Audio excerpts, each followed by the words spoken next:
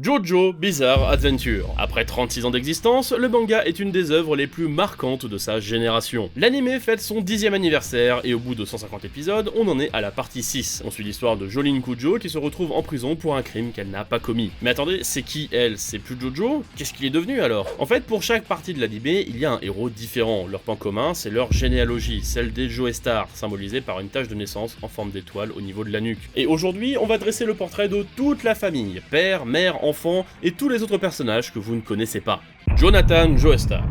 1880, Angleterre. George Joestar est un noble qui gagne sa vie en faisant du commerce. Il est marié à Mary Joestar avec qui il a un fils, Jonathan. Tout change lorsque George recueille et adopte Dio pour remercier son père de lui avoir sauvé la vie quelques années plus tôt. Dio, c'est un mauvais garçon. Il va faire vivre un enfer à Jonathan pour tenter de le déshériter et profiter de la fortune de sa famille. Il fait tout pour l'humilier, il embrasse sa copine de force, il tue son chien brûlé vif et il va même empoisonner son père et pour couronner le tout, finit par se transformer en vampire. C'est la partie 1, Phantom Blood, la confrontation originale entre Dio et la famille Joestar. Ce dernier apprend le pouvoir de l'onde, tandis que Dio recrute une armée de zombies à son service. Et là, globalement, c'est la bonne baston. Jonathan affronte plein d'ennemis secondaires jusqu'à ce qu'il se retrouve contre son frère Dio, qu'il affronte dans un combat dantesque. Il le bat et le jette du haut d'une falaise après l'avoir coupé en deux. Bon, a priori, il est mort. Sauf que non, Dio a survécu, et Jonathan le découvre quelques mois plus tard, lorsqu'il part en lune de miel direction l'Amérique avec Erina, sa nouvelle épouse. Dio n'est plus qu'une tête maintenue en vie artificiellement par l'un de ces derniers zombies qui s'est glissé à bord. Et pour devenir plus fort, il veut prendre le contrôle du corps de celui qui l'a tué, son frère. Il n'y arrive pas et Jonathan finit par faire exploser le bateau, l'emportant avec lui dans la mort. Erina finit par s'échapper dans un coffre avec un bébé qu'elle a sauvé de justesse et meurt de soif dans la mer.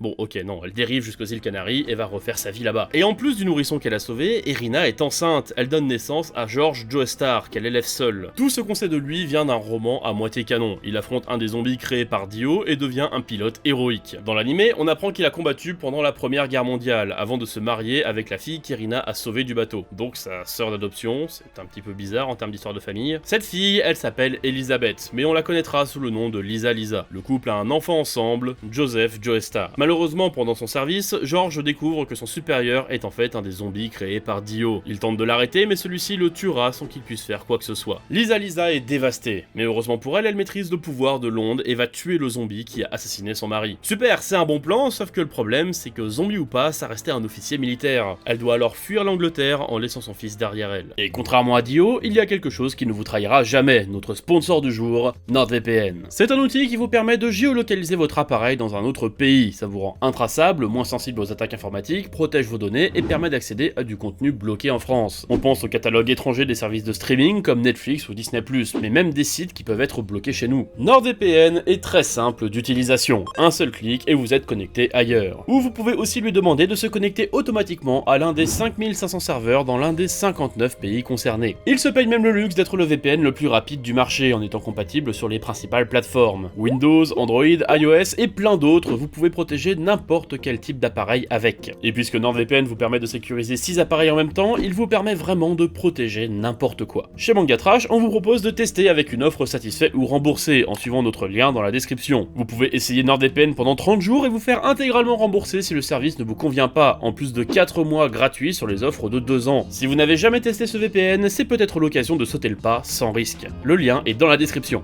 Joseph Joestar, la deuxième génération. Fils de George de Lisa Lisa, c'est le héros de la deuxième partie du manga. Il est élevé par sa grand-mère Erina, qui a bien vieilli. À 18 ans, il déménage à New York, mais sa maîtrise de l'onde va lui provoquer des ennuis. Il se fait pourchasser par un vampire, va à Rome et infiltre une base nazie au Mexique pour sauver l'un des amis de son grand-père. Joseph finit par affronter les hommes du pilier, les gardiens des masques de pierre, comme celui qui a transformé Dio en vampire. Malheureusement, ces derniers lui pète la gueule et lui plante des bagues dans le cœur qui vont le tuer dans 33 jours, à moins qu'il n'arrive à les battre tous les trois. Heureusement pour lui, au même moment il retrouve Lisa Lisa, sans savoir que c'est sa mère. Non, Jojo, non, Joseph, arrête, c'est ta daronne, Joseph! Joseph va s'entraîner pour parfaire sa maîtrise de l'onde, il affronte les hommes du pilier un à un et arrive jusqu'à Kars, le boss final, l'inventeur des masques de pierre, il y a des milliers d'années. Cependant, celui-ci s'empare d'une pierre magique qui le rend surpuissant. Pour le battre, Joseph doit s'allier avec des nazis, attendez quoi? Il piège Kars et le plonge dans un volcan en fusion, mais ça ne suffit pas, il est juste immortel. Heureusement, le volcan explose et les propulse tous les deux en dehors de l'atmosphère. Le dernier des hommes du pilier est vaincu, condamné à errer dans l'espace pour l'éternité. Tout le monde pense que Joseph est mort, on lui organise même des funérailles, mais il est encore vivant. Il a survécu à l'éruption et à sa chute de plusieurs kilomètres, parce que c'est un protagoniste d'animé. Tout est bien qui finit bien. Joseph épouse Suzy Q, l'assistante de Lisa Lisa, et ils ont une fille, Holly. Lisa Lisa, de son côté, finit tranquillement ses jours avec un scénariste à Hollywood. Enfin, Holly, en grandissant, a une vie assez banale, enfin du moins pour une Joestar. Elle se marie avec Sadao Kujo, un musicien avec qui elle part au Japon. Il est toujours en tournée donc on ne le voit jamais dans la série, mais à cause de lui, Joseph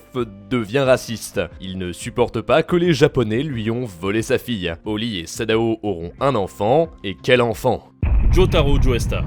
En 1983, alors que Jotaro n'est encore qu'un adolescent, un groupe de pêcheurs découvre un cercueil au large de la côte africaine. À l'intérieur, Dio a survécu. Et oui, lorsque Jonathan Joestar a fait exploser le bateau, Dio l'a décapité pour greffer sa tête à la dernière minute, ce qui veut dire que le sang des Joestar coule à présent en lui. Et ça va avoir beaucoup d'implications sur la suite de l'histoire. Maintenant, son truc, c'est de créer un monde parfait où il serait le maître. Pendant plusieurs années, il va voyager partout dans le monde, recrutant des alliés et se créant des sous-fifres. Et c'est aussi à ce moment-là qu'il va obtenir son stand,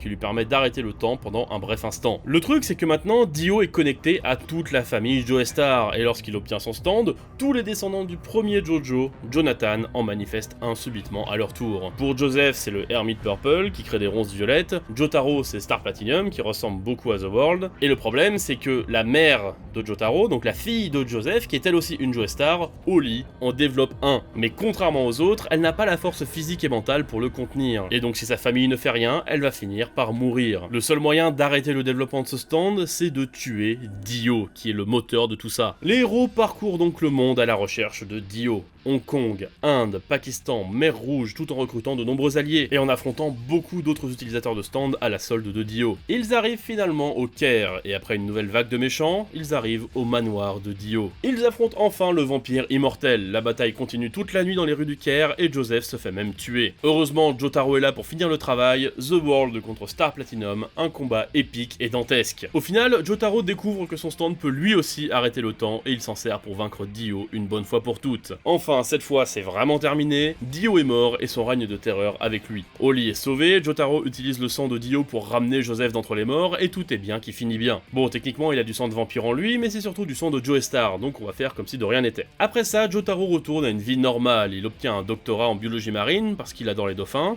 original, puis il se marie avec une femme qu'on n'a jamais vue. Courage madame. Joseph de son côté décide d'investir dans l'immobilier et passe tranquillement ses jours avec Suzy Q, ce qui ne va pas l'empêcher de prendre un peu de bon temps à côté. Car en effet, des années plus tard, on apprendra qu'il a en fait trompé sa femme avec une japonaise du nom de Tomoko, et il a même eu un enfant illégitime avec elle, Josuke Joestar.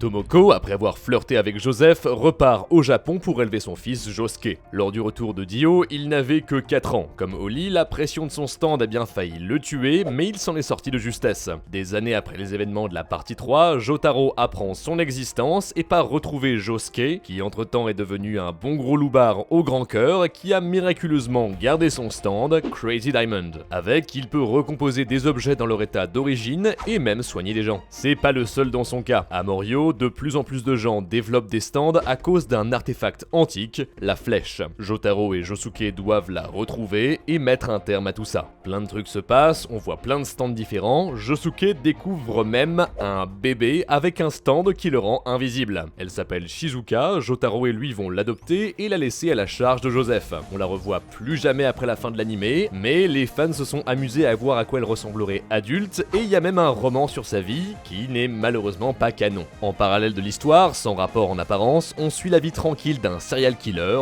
Yoshikage Kira. C'est un peu le grand méchant de la série, même si lui fait tout pour éviter les héros. Il veut juste vivre une vie tranquille, tuer sans se battre. Ça en fait un méchant incroyable auquel on s'attache. Il est retors, intelligent et monstrueusement fort. Il manque même de tuer Jotaro. Son stand, Killer Queen, peut créer des bombes à partir de n'importe quoi, même des humains. En éveillant son pouvoir secret grâce à la flèche, il peut remonter le temps d'une heure. Après une course-poursuite temporelle et un combat intense, Kira est piégé. Il tente de s'enfuir avec son stand, mais Jotaro arrête le temps et lui brise la main, ce qui l'empêche d'utiliser son pouvoir. Kira a perdu et il se fait rouler dessus par une ambulance. Au revoir la monétisation. La ville est maintenant sûre et Jotaro n'a plus rien à faire là. Il fait ses adieux à Josuke, lui promet qu'ils se reverront à nouveau et s'en va en prenant Shizuka avec lui. Ça, c'était la partie 4, mais le truc c'est que Joseph n'est pas le seul à avoir eu des enfants illégitimes. La partie 5, elle, s'intéresse à Giorgio Giovanni, le fils de Dio. Alors techniquement, c'est aussi un Joestar. Je vous rappelle qu'il a été fait avec le corps et les graines de Jonathan. Giorno a eu une enfance assez difficile. Son vrai nom c'est Haruno Shibana, mais sa mère se remarie et déménage en Italie où il trouve son nouveau nom. Il se fait battre par son beau-père et vit comme une assez grosse victime jusqu'au jour où il sauve un gangster. À partir de là, il gagne progressivement en confiance. Son rêve c'est de devenir un gangstar, dangereux et populaire qui protège la ville et que tout le monde respecte. Pour l'aider, il a son stand Gold Experience avec lequel il peut maîtriser le vivant. Il peut se soigner, faire pousser des plantes, créer des organes. C'est de loin l'un des stands les plus versatiles de toute la série. Giorno se fait un groupe d'amis avec lequel il va infiltrer l'un des gangs les plus puissants de la ville, Passion. Il gravit progressivement les échelons de l'organisation et se rapproche du grand boss,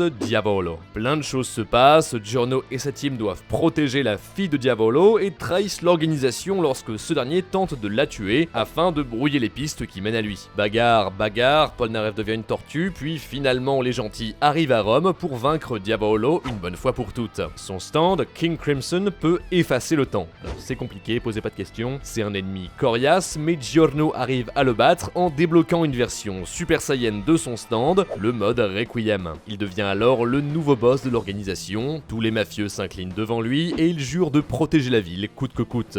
Jolene Joestar. On revient du côté de Jotaro. Après la partie 4, il part en Floride et se marie avec une femme dont on ne connaît pas le nom. Ensemble, ils ont une fille, Jolene. C'est la seule héroïne de JoJo, mais malheureusement, elle n'a pas eu une enfance facile. À 14 ans, elle est envoyée en détention juvénile pour un vol qu'elle n'a pas commis. Ses parents divorcent et elle devient une vraie délinquante. Pour ne pas s'arranger, à 19 ans, elle tombe amoureuse d'un gosse de riche. Celui-ci écrase un piéton et tente de lui faire porter le chapeau. Brisée et trahie de toutes parts, elle est condamnée et envoyée en prison. Heureusement pour l'aider à se défendre, Jotaro lui envoie une flèche qui lui permet d'obtenir son Stone Free. Avec son pouvoir, elle peut décomposer son corps en fils, ça lui permet de se battre un peu comme un Spider-Man dopé aux hormones. Elle recrute des alliés au sein de la prison et affronte plusieurs méchants pour se faire respecter. Au bout d'un moment, Jotaro vient à sa rescousse et lui explique qu'elle a été prise dans un complot orchestré par un des anciens alliés de Dio, Enrico Pucci, le prêtre de la prison. Jotaro tente de la faire s'évader mais il échoue et se fait voler son stand et sa mémoire par le stand de Pucci. Jolene jure de venger son père, elle affronte encore d'autres méchants pour récupérer le disque contenant Star Platinum et la première partie de l'anime s'arrête là. Déjà, on rencontre les trois fils illégitimes de Dio, Ungalo, Rikiel et Donatello versus. Techniquement, c'est les demi-frères de Giorno. Pucci tombe sur eux par hasard et les recrute pour tuer Jolene. Ça aurait pu être très stylé, mais ils se font défoncer assez vite. Parallèlement, Pucci crée un bébé vert à partir d'un vieil os de Dio. Alors je sais pas si on le compte dans l'arbre généalogique celui-là. Il finit par fusionner avec le bébé pour réaliser son plan ultime, créer le monde parfait que Dio avait imaginé. Son stand va évoluer, il peut maintenant accélérer le temps. Made in Heaven. C'est ça la clé de son plan, accélérer le temps autour des humains à l'infini, comme ça tous les hommes sur Terre auront conscience de leur destin et pourront suivre le meilleur chemin possible dans leur vie. Vous n'avez rien compris, vous inquiétez pas, vous n'êtes pas les seuls. C'est très bizarre et encore aujourd'hui on n'est pas exactement sûr de comment ça fonctionne. Le fait est que le temps est tellement accéléré que l'univers arrive à sa fin et recommence depuis le début dans une nouvelle timeline. C'est dans celle-ci que Pucci meurt, tué par un allié de Jolene. Son existence est alors effacée de l'univers. Le manga se termine dans un monde alternatif où Jolene et ses potes n'ont jamais été envoyés en prison. À la place, elles partent en road trip tout ensemble, tout est bien qui finit bien. Je crois. Et c'est la fin de la généalogie. Jojo vient de rebooter son univers, ça change tout, on reprend depuis le début, et ça commence par la nouvelle généalogie des Joestar.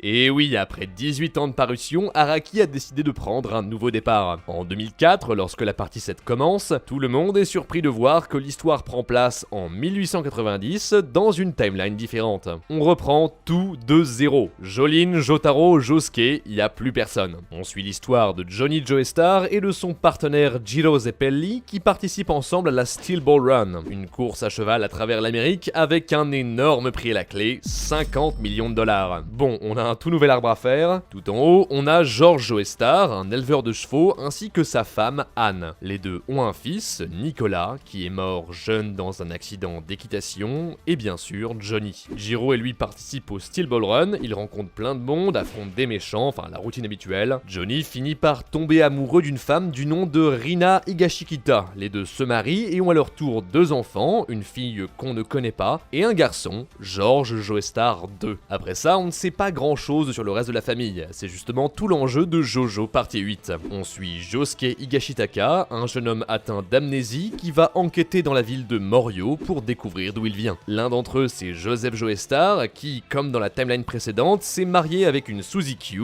avec qui il aurait une fille, Holly Joestar. Ici, Holly est devenue une ophtalmologue très réputée. Elle va se marier avec un homme, Yoshiteru Kida, et elle aura 3 enfants, Kyo, Yoshikage et finalement Josuke. Et voilà, c'est bon, je vous jure, on a tout. La partie 8 s'est terminée il y a un moment, et même si Araki avait annoncé que la partie 9 fallait arriver fin 2021, à l'heure où on écrit cette vidéo, on n'a toujours aucune nouvelle. Il y a également une 3ème timeline pour JoJo qu'on voit dans un des romans autour de la série. Il y a quelques petites différences, le fils de Jonathan s'appelle par exemple Jodo, mais bon, c'est pas canon. La famille est un des grands points forts de JoJo Bizarre Adventure. En 36 ans, Araki nous a fait voyager à travers les continents et les décennies, chaque fois pour nous raconter une histoire différente. Des vampires, des prisons, des mafias, il y a toujours quelque chose de nouveau et de surprenant à chaque arc de JoJo Bizarre Adventure. Et au milieu de tout ça, voir qu'on arrive à garder une cohérence et une vraie lignée, c'est presque un exploit. C'est toujours incroyable de voir les Joestar précédents venir en aide à la nouvelle génération. Chaque partie passe le flambeau à la suivante. JoJo Bizarre Adventure est une grande œuvre colorée, atypique, déjantée, mais toujours poignante et sincère.